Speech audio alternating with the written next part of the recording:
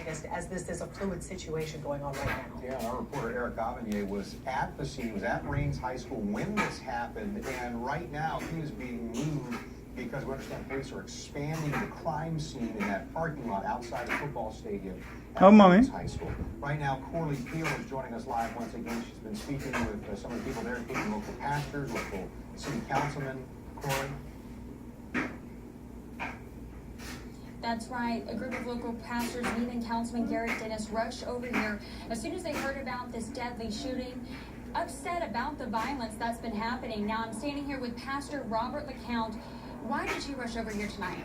Well, I rushed over here tonight because this is the night that I kick off my event, violence awareness called Push the Violence. We just had a little service at the church, had some young teens, football teams that brought their kids there. Someone spoke into their life, letting them know that they do still have hope. We got this big event that's going to be tomorrow called Use Your Talent, Not Your Gun. And this is why it's so much needed in our city, to let them know that there's other things that our children could do besides shoot guns and kill one another. And you even told me that some of your family members were inside during this game. Yes. What has it been like for them? Yes, well, my niece, she been texting me, and she said I needed to come over here. She said they need Push the Violence real bad. She just put it up for real. And so that let me know that she was afraid. She said, I'm standing here, this guy laying in the middle of the street dead right by me. And she said, Uncle, we just got to do something. Well, I got this fight. I'm trying to do something. I lost a son to violence. I know what it's like to lose a kid to gun violence. I know what it feels like. I can't imagine what that parent is going to be feeling when she finds out she done lost her son to go to gun violence. And it's senseless gun violence, and we got to do something to make it stop. We're going to get together with these pastors. We're coming out of these pulpits. We're going to join together. We're going to find some kind of way to come together so that we can let this community know that we want this senseless killing to stop. And like tomorrow, it's going to begin tomorrow. We're going to have some kids out there going to showcase their talent, and we're going to let them know that they can use their talent and not their guns, that can help them advance in life.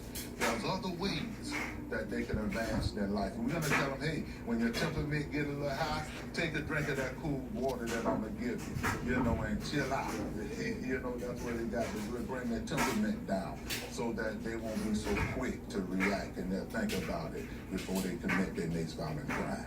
Thank you so much, Pastor LeCount. Again, we know that one person has died and 2 people were injured after a shooting after the football game here at Rains High School. We'll continue to keep you updated as soon as we know more. Reporting live from Rains High School, Corley Peel, Channel 4, the local station.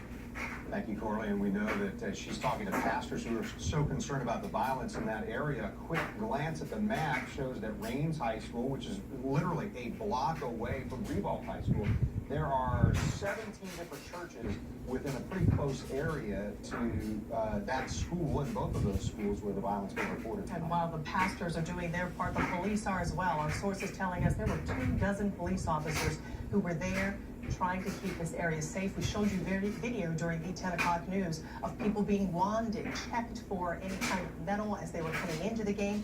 So the security measures were in place. We're going to go now to Eric Avanier, who, as we told you, has been moved from where he was originally. Eric?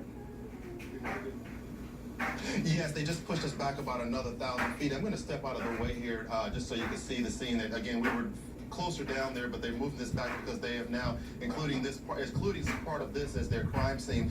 Got some additional information that just came into me now. This is now the second person who tells me that in the second half of the game was actually stopped momentarily because something was happening. There was some sort of altercation taking place inside of the stands there that forced people to sort of take cover. I was told that several football players were also taking cover, but then after that situation was taken care of, the game resumed. Now, at this point, we don't know if that had anything to do with the shooting that happened out here. All we know is that shooting did happen about 15 minutes after the game had ended. We now know that at least 3 people were shot. 1 is dead, 2 were injured. When we arrived on scene, we saw at least 1 person being loaded into the ambulance. At that point, I could tell that it was at least a young person, but I couldn't tell if it was a male or female. Now, again, just to kind of put all this into perspective, we were out here earlier in the evening talking about security because, as you may know, it was just a week ago in South Florida where there was a shooting at a high school football game there. So we were here, we were talking about the security that was in place here because this is a rivalry game, this school versus Lee. It's been a traditional rivalry game, and so we were here talking about the security, and one of the things that came up was the fact that there was a ton of security. There was more than 20 officers who were inside the stadium when this it was inside the stadium when this game was going on. We know there was a ton of JSO officers who were outside the stadium as well. They were providing security for people who were trying to get to and from their cars, once the game was over. And it just so happened that we left the stadium, I would say, just before halftime. We were across the street.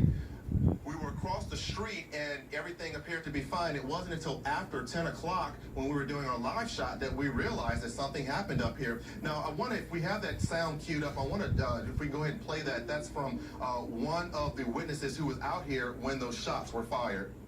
The game, about 15 minutes after the game, there were several shots right in front of the Reigns Fieldhouse. Everyone started running. We saw smoke. It was pandemonium about 15 minutes after the end of the game. And obviously people are running to take cover. Yes, I mean, people running, yelling, screaming. I saw one lady, she was in tears. She had just seen someone get shot in the face. She said, someone just got shot in the face. Someone just got shot in the face. And I just ducked, just like everyone else did, just to try to hit the deck. Do you happen to know if it was a child or an adult? I was told that it was a former student from Reigns, but I don't know if that's accurate or not. Do you know if it was a male or female? Male, yeah. And obviously, what's going through your mind when all this is happening? Just sadness. It was a great football game, 16-15 win. I was covering it here with Big Ball Sports, and then just a terrible act to happen after such a great game. Just complete sadness. Yes, and some of what he said, we saw ourselves in terms of a lot of the students that were crying when we drove up here. There were a lot of students, a lot of young people, a lot of adults who saw what happened, heard what happened, was giving us information, and they were just couldn't hold back the tears. So that just gives you an idea of the amount of emotion that played out here. Again, we're talking about 3 individuals who were shot, 2 who were injured. We don't know their conditions right now. 1 we know is dead. Again, that shooting happened just outside the field house area there, which is just outside the stadium. Again, this happened about 15 minutes after that game ended. Of course, as soon as we get more information, we will post that information on our website. That's news4jax.com. Reporting live, Eric Avanier, Channel 4, the local station. All right, and once again, Eric is in one location. Corley Peel is on the opposite side of this crime scene. And City Councilman Garrett Dennis was with her, and he was able to give Corley that information that the 2 people injured in this shooting are school students, and the person who is deceased does not go to the school. Yeah, here's how we found out exactly what's going on here. The communications we've gotten from JSO tonight is this tweet that they posted at 11:09. JSO working a triple shooting at the Reigns High School football game, 2 injured. 1 deceased, JSO handling the investigation. We're going to continue handling this breaking news for you until midnight, so stay with us. We'll be right back on News4Jax at 11. Hurt me when you just you. So, how's your endometriosis pain been?